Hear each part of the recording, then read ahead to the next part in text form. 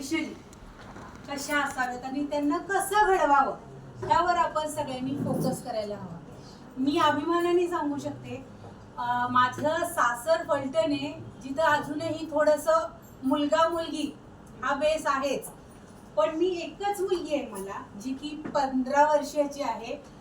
International boxing competition मध्ये तिने silver घेतले आणि समहाऊ कधी फॅमिली फंक्शन साठी आम्ही गावी जातो तर तिथं अजूनही असं असतं, एक एवढं नवरा बायको आहे, एवढं कमवत आहे, एखादा मुलगा हवा असायला.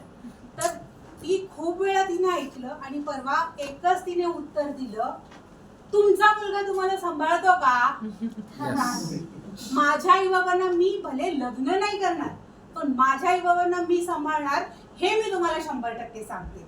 हा तिचा जो कॉन्फिडन्स होता तो त्यावेळेला म्हणजे माझ्यासाठी ती एक प्राऊड मोमेंट होती.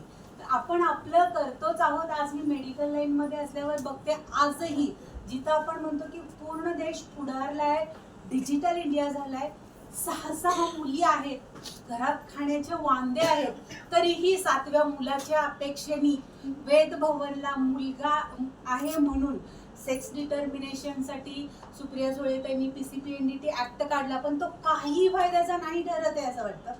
आजही 7वा मुलगा पाहिजे असा अट्टाहास करणारी ती बाई आणि तिचं HB असतं 6 ग्रॅम.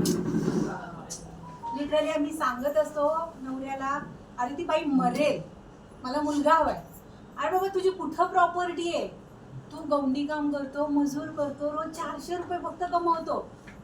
मॅडम तुम्ही करणार आहात का मी दुसरीकडे नेऊ? ते तिथं त्या बाईला नाहीये.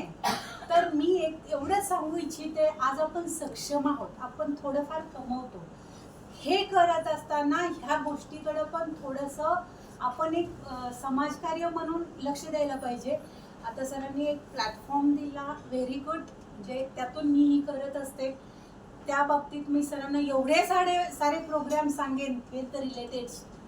अशी कंडिशन असते, ते वीटभट्टी कामगार, ऊस कामगार येतात, तर आम्ही 1-2-3 फाउंडेशनशी जोडले गेलेली आहे. रात्री फाउंडेशन वगैरे मैत्रिणींनीच लॉकडाऊनमध्ये सुरू केलं स्वतःच्या डोक्यातल्या कन्सेप्टनी. तर आम्ही वर्षातून 4-5 प्रोग्राम असे राबवतो की आता आपण चांगले आहोत. आपली मुलं छोटी छोटी असतानाचे त्यांचे कपडे असतात ते बांधून वगैरे ठेवतात. मी जेव्हा ड्युटीला जाते माझ्याकडे एक बॉक्स येतो, हा घेऊन जा तिथं दे. तर ते लिटरली आलेले असतात ना, साडी फाडतात, शर्ट पॅन्ट फाडून त्यामध्ये ती लहान मुलं गुंडाळावी लागत असतात. पुण्यापासून 40 किलोमीटरच्या अंतरावर ही दयनीय परिस्थिती आहे. So we are so lucky, आपल्याला सगळं भेटतं.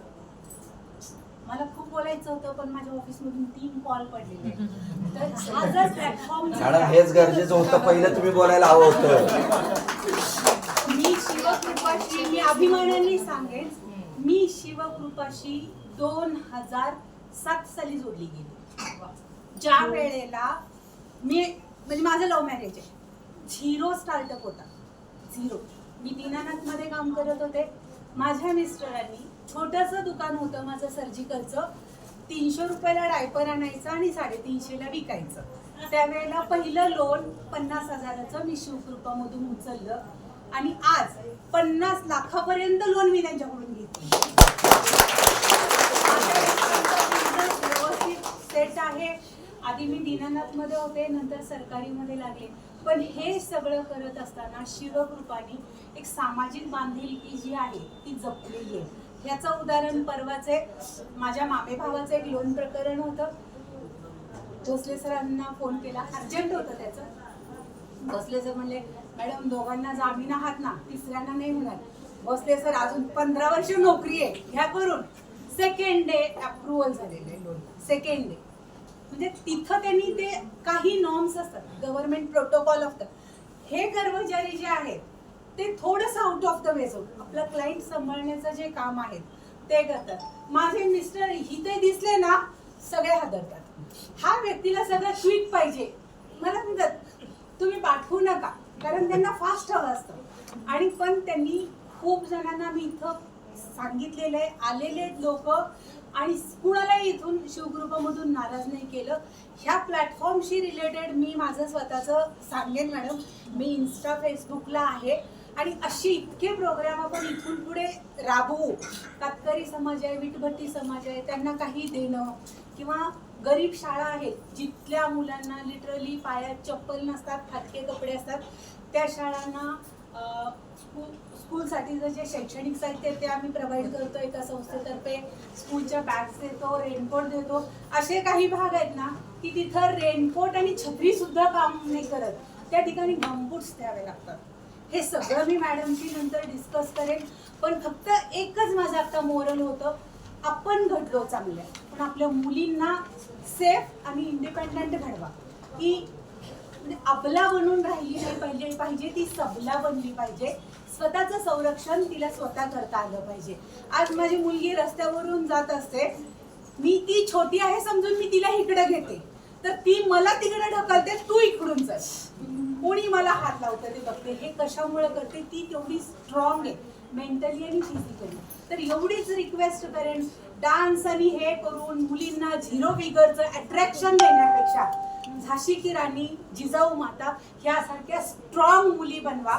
म्हणजे आपल्याला अबला नारी म्हणून कुणीही आपल्याकडे बघण्याचं कुणाचंही धाडस होणार नाही. आणि राहिला प्रश्न आर्थिकचा, शिवकृपा आहेच आपल्या पाठीशी. धन्यवाद मॅडम. निश्चितप्रमाणे आपण जे काही मॅडमनी सांगितलं असं म्हणून शिवकृपाच्या माध्यमातून अशा आरोग्य शिबिर आपण आयोजित करणार आहोत. त्याच्यामध्ये काही डॉक्टर प्रॅक्टिशनर महिला आहेत, तुम्ही आहात. अशा महिलांनी निश्चितप्रमाणे त्या गुगल फॉर्म भरावा, सबस्क्राईब करावा आपल्या चॅनल. आणि याच्यामध्ये यांच्याशी कॉन्टॅक्ट मध्ये 24/7 आहोत. आणि आपण जे सांगितलं जसं शिवकृपा मगाशी मी वृक्षारोपण वृक्ष संवर्धन म्हणलं तसं बिगर